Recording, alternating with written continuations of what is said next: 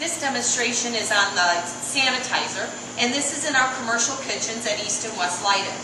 The purpose of the sanitizer is it's very similar to a dishwasher in that it washes the dishes, but the difference is this also sanitizes the dishes. Your dishwashers at home, they do have models now that sanitize, but the majority of them do not. What makes it a sanitizer is that the water gets up to 180 degrees. That's what's key for sanitizing. Okay? When you're using the sanitizer, and all of you will be using this in the commercial kitchens, you have to understand this side of the sanitizer is for dirty dishes, and this is where the dishes go to get clean, and then this is for clean dishes. And you don't mix those up or else you're getting food on your clean dishes. Alright? This also has a sprayer. You can sit here, and if you're trying to fill something with water, you can take this green over there and it'll keep running. When you're done with this, it just gets hooked back out of the way. Okay? So step one is you have an empty tray here, and you're going to load it with some dishes. Now these are clean, but the first thing you'd want to do, just like with the 3-compartment sink, is rinse off any food. If a lot of food gets in the sanitizer, it clogs the line and it doesn't work. Now, when you're loading the sanitizer, you cannot put dishes on top of each other like this, because no water is going to get under this one because it's blocked by this one. It's only one layer deep. So this would require 2 loads, alright, these 4 bowls, alright.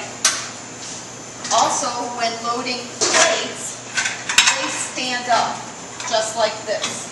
Alright, you don't want them laying down. One, it takes up a whole lot of room, and this will catch water. Okay, so this stands up. And then also, bowls, glasses, pans, they get put down upside down so they don't fill with water. If I put it like this is going to be filled with dirty water, alright, when it comes up.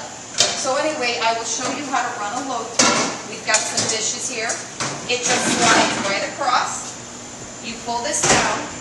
Now, these 3 buttons are the length of cycle, and we generally just stay on cycle 1. Cycle 2 is longer. Cycle 1's about 1.5 minutes. This one's like 2.5, 3.5 minutes long. So this is all set up, and your teacher will turn it on in the mornings. All you do is push the big button to start it. Now, if you accidentally push this 0, your classmates are going to be really upset with you because you have just turned the machine off. And in order to turn it back on, it takes 30 minutes to reheat the water, which means now we can't use the sanitizer in class. Everybody has to wash their dishes by hand in the 3-compartment sink. It's much easier to use this, but again, if you accidentally push the 0, if you think of the 0 means off, then, we have to start over. Again, it takes 30 minutes to fire up this machine. All right? Okay, our cycle is almost done. I don't know if you can see there's a lot of steam coming out of here. It's very hot.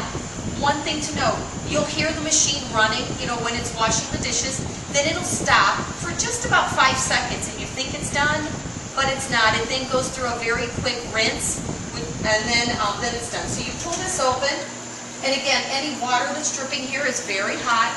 All right, you just push this through, and if you're in class and lab, you have a second tray up here. This should already be ready and full to just keep pushing through. If it's your job on sanitizer, you've got to keep this running. Now these dishes are very hot, especially our pots and pans. They will really burn if you try to pick them up. So you give this a minute or like 30 seconds to cool down, and they will be dry in that time because they're so hot, that steam will evaporate. All right, and then you put your dishes away in the proper place, and everything's good to go. Thank you.